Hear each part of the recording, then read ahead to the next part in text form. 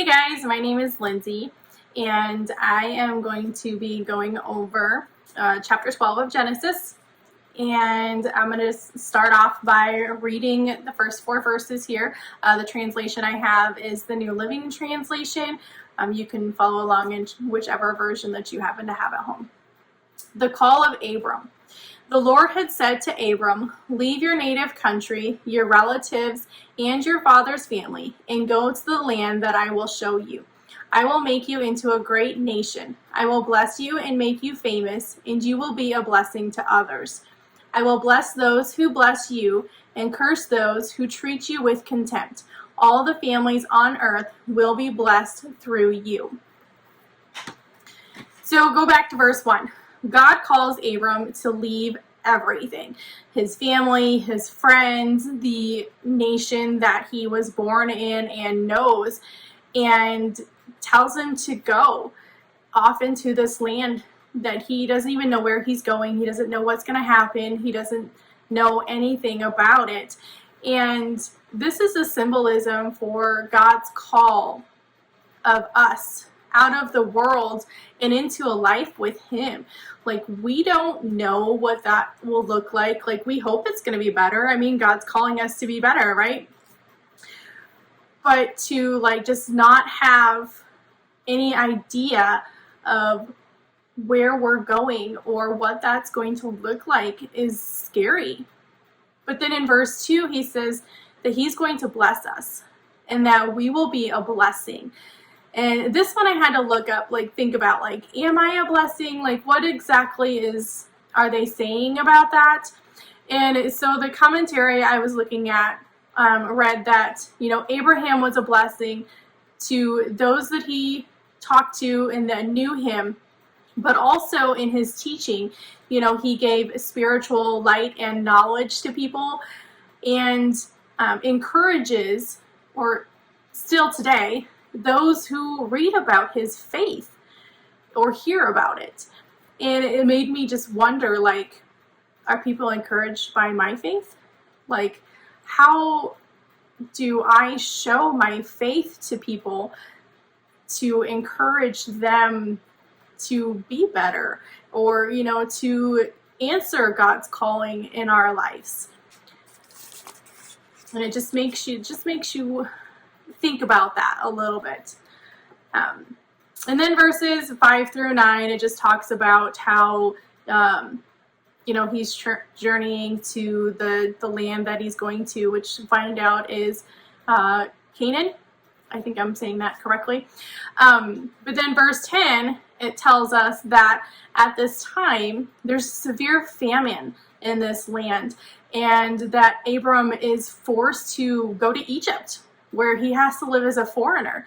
And there's 2 things that struck me on this. The first one being that in the Ruth devotionals, Amy was telling us how that famine is used as a punishment for sins of that area. And so that tells me that it's not a safe place or a good place to be traveling to begin with. But then also that this was a test for Abram's faith. If I was traveling into this new place and found out that it was in a famine, I'd be like, are you sure? Because I would rather just go home and delay this trip for a couple of years, or however long this famine is going to be lasting, instead of having to continue on. But Abram doesn't turn around. He is not tempted to go home. He keeps going and settles in Egypt to last out this famine. And now I'm going to read verses 11 through 13 real quick. It says, "As he was approaching the border of Egypt, Abram said to his wife, Sarah," I think that's Sarah, "Look, you are a very beautiful woman. When the Egyptians see you, they will say, 'This is his wife. Let's kill him, and then we can have her. So please tell them you are my sister. Then they will spare my life and treat me well because of their interest in you.'" What? Tell them that I'm your sister? I was really bothered by this. Why would that be something that he would come up with. Like, I understand that what he says, that they would probably kill him and take his wife, but I had to dig into this a little bit more. In the commentary I was reading, it says that this showed great timorousness and distrust, and I had to look up that word too, just timorousness, and that is showing or suffering from nervousness, fear, or lack of confidence. And then we just talked about how great a faith Abram had to just like pick up and leave everything he knew and travel to this land. And now we are reading a verse that he's like afraid and has some like distrust going on of, God's provisions. And it's in there showing us that even the strongest believers let fear cause unbelief in their life. And so nobody is perfect. Only Jesus was perfect. And so this is just showing us that even Abram, as a great and faithful man, still had moments of unbelief. It's kind of what makes us human. Now I'm going to read verses 14 through 20 here. And sure enough, when Abram arrived in Egypt, everyone spoke of Sarah's beauty. When the palace officials saw her, they sang her praises to Pharaoh, their king, and Sarah was taken into his palace. And then Pharaoh gave Abram many gifts because of her: sheep, goats, cattle, male and female donkeys, male and female servants, and camels. But the Lord sent terrible plagues upon Pharaoh and his household because of her. So Pharaoh summoned Abram and accused him sharply. "What have you done to me?" he demanded. "Why didn't you tell me she was your wife? Why did you say she is my sister and allow me to take her as my wife? Now then, here is your wife. Take her and get out of here." Pharaoh ordered some of his men to escort them, and he sent Abram out of the country along with his wife and all of his possessions.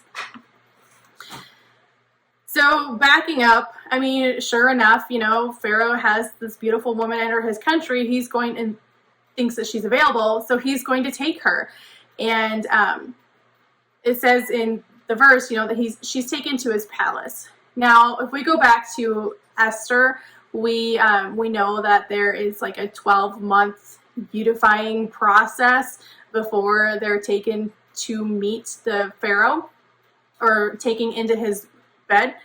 But during this process, so she's going through this 12-month beautifying process, God's sending plagues down on Pharaoh and his household.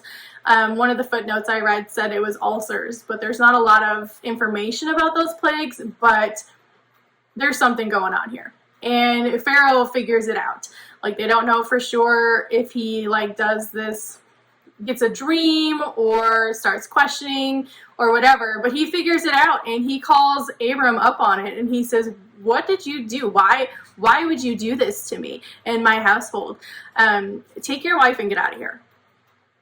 Like, he's done. He's like, "I do not want any part of this."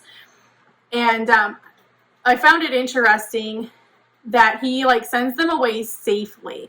Like, he even sends an escort with them, tells his people not to harm him, and that was just very interesting to me. And I'm going to read something in Romans 8, verse 28 real quick that it reminded me of it. In the NIV version, it says, "And we know that in all things God works for the good of those who love him." And so this just is like God using Abram's fear for his good during a famine. Like, he sends them away from Egypt, not only safely, but also very well off.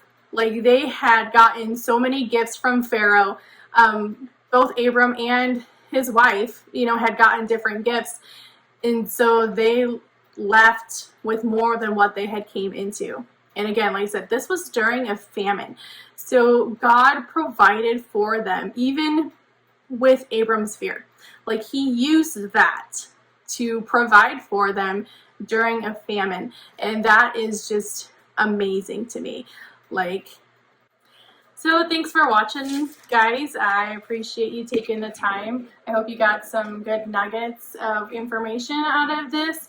And, next time you're feeling a little bit of fear, unsure about how God's going to provide for you, don't take it so hard on yourself about having that fear. Because, as I went through, even Abram, even with his great faith, had moments of fear. Take care, guys.